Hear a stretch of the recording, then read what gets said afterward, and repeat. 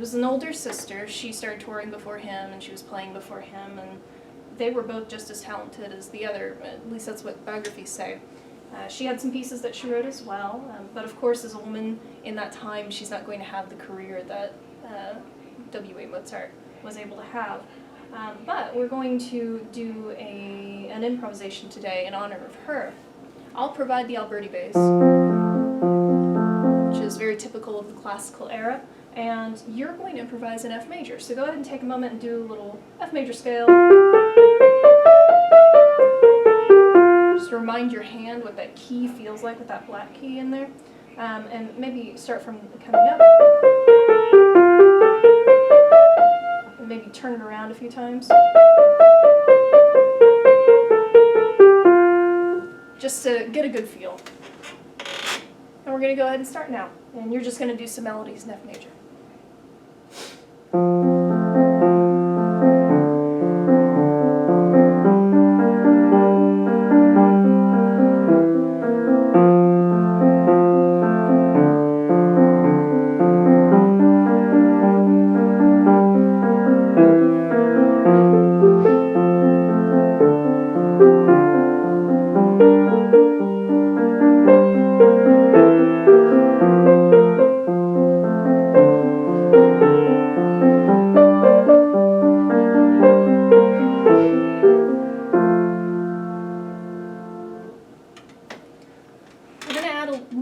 Classical style to this. One prevalent thing in melodies was that they were formed from scales. Now we think of scales as exercise, gotta do it to have good technique, have that metronome on, very, not rigid, but we don't always think of them as musical. However,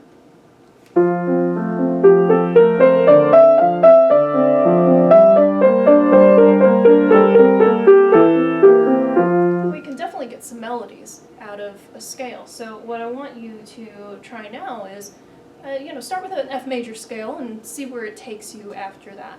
But scales can have this lovely, bursting forth and flowing nature to them. That's really good for a classical melody.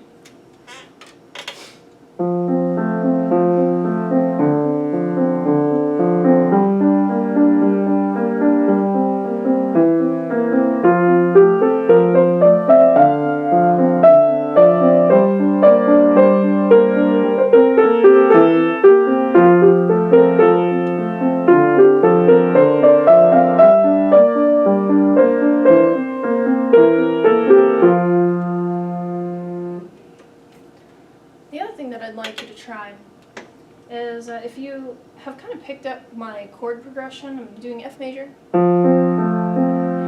D minor 7, which is the same as F major, just throw a D in there, G minor, and then C7, which is the same as a C major chord, just, excuse me, throw a B flat in there. But that's my chord progression. What you can do is you can create melodies out of the notes in the chord.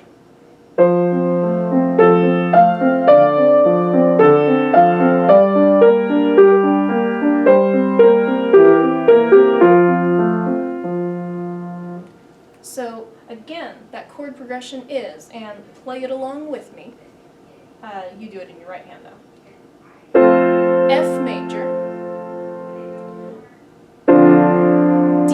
7, which is the same as F major, just add D, and you could add it above too, it doesn't matter. G minor, C7, which is the same as a C major chord, just throw a B flat in there. Here we go.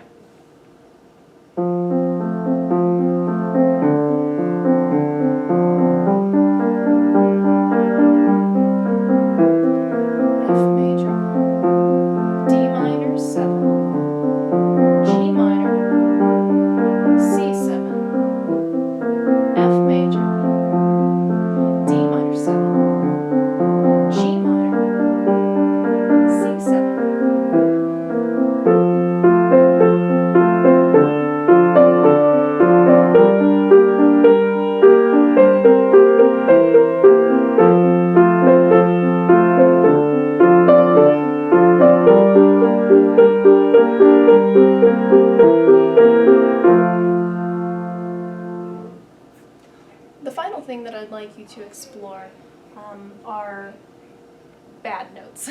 The notes that do not sound good. They sound dissonant.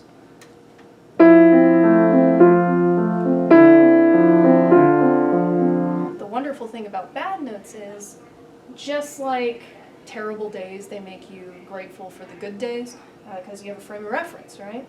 So when I play that bad note, it makes you want the good note. And so it makes that good note that much more interesting. You're that much more grateful for it. So I'd like to challenge you. You know the chords now, or at least some of them. I want to challenge you to play a bad note and just listen to what it does. And then, of course, you know, resolve it, bring it to the note that we want. Usually it's just a step away, and so you can pretty much guarantee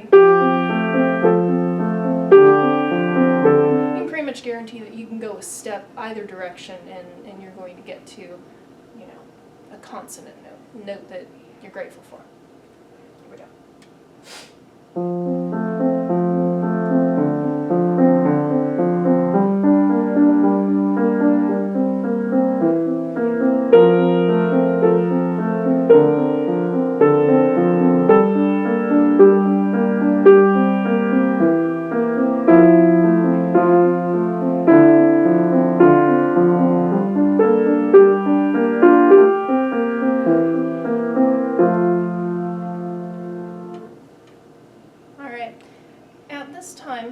We've got all the ideas, you know, make melody in F, use your scales to make melodies, use the chord notes to make melodies, play something that doesn't belong to the chord to make us want something that's in the chord, play something dissonant so we want something consonant.